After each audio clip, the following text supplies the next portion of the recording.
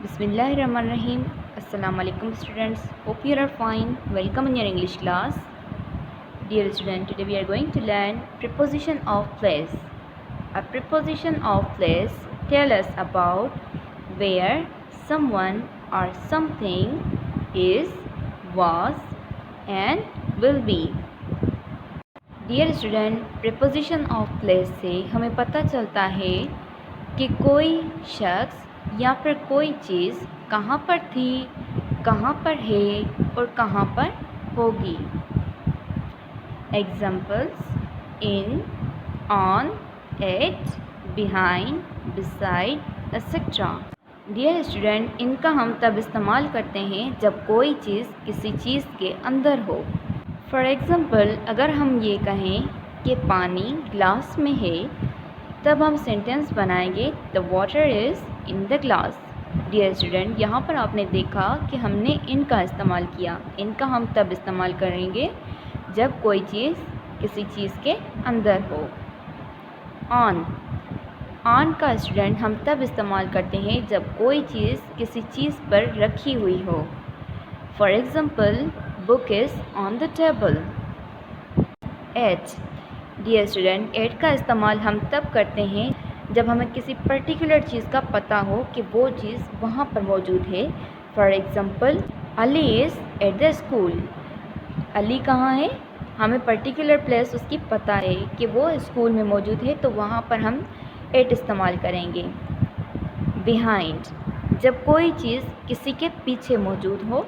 For example, boy is behind the tree. River is behind the mountain. River कहाँ है, mountain के पीछे है, तो यहाँ पर हम बिहाइंड का इस्तेमाल करेंगे. बिसाइड, जब कोई चीज़ किसी चीज़ के साथ हो, उसके बराबर में मौजूद हो, तब हम बिसाइड का इस्तेमाल करते हैं. ये स्टूडेंट, इन प्रीपोजिशन के अलावा और भी प्रीपोजिशन होती हैं. Let's see. इन, जब कोई चीज़ किसी चीज़ के अंदर हो, तब हम इनका इस्तेमाल करते हैं.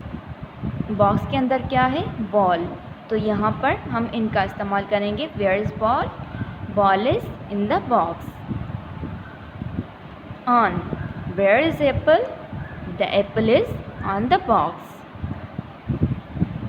Where is boy, the boy is under the tree. कहाँ पर बॉय बैठा है, ट्री के नीचे बैठा हुआ है, तो उसके लिए हम अंडर का इस्तेमाल करेंगे. बिसाइड, जब कोई चीज़ किसी चीज़ के बराबर में मौजूद हो, तो उसके लिए हम बिसाइड का इस्तेमाल करेंगे. Where is bird, bird is beside the box. In front.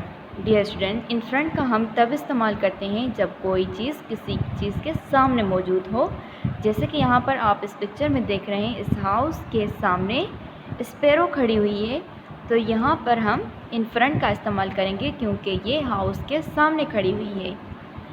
Where is sparrow, sparrow is in front of house. Behind, behind मतलब पीछे. यहाँ पर आप देख रहे हैं स्पैरो कहाँ पर खड़ी हुई है, बॉक्स के पीछे खड़ी हुई है, तो हम इसके लिए इस्तेमाल करेंगे बिहाइंड.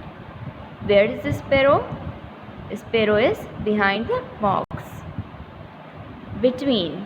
डियर स्टूडेंट, बिटवीन का हम तब इस्तेमाल करते हैं जब कोई चीज़ दो चीज़ों के बीच में मौजूद हो, दरमियान में मौजूद हो, उसके लिए हम इस्तेमाल करते हैं बिटवीन. जैसे कि यहाँ पर आप देख रहे हैं साइड में एक बॉक्स है जो कि खुला पड़ा है और एक बॉक्स बंद है, और सेंटर में वहाँ पर क्या है, बीच में स्पैरो खड़ी हुई है, तो उसके लिए स्पैरो के लिए जो उन दोनों डब्बों के बीच में खड़ी हुई है, उसके लिए हम बिटवीन का इस्तेमाल करेंगे. Where is sparrow, sparrow is between the box. Now student, it's your turn. मैं अब आपसे पूछूंगी कि कौन सी चीज़ कहाँ पर मौजूद है. Where is ball, yes, ball is in the box. Dear student, where is apple, yes, apple is on the box. Where is boy, the boy is under the tree. Where is the sparrow, the sparrow is beside the box. Dear student, where is sparrow? Well done. Sparrow is in front of house. Dear student, in this picture, where is the sparrow? Well done. Sparrow is behind the box. Dear student, in this picture, where is the sparrow? Yes, sparrow is between the box. Dear student, your homework is do practice of these preposition and also make 2 sentences of each preposition and also complete this worksheet. Send your work in WhatsApp group. Hope you understand. Good luck. Allah Hafiz.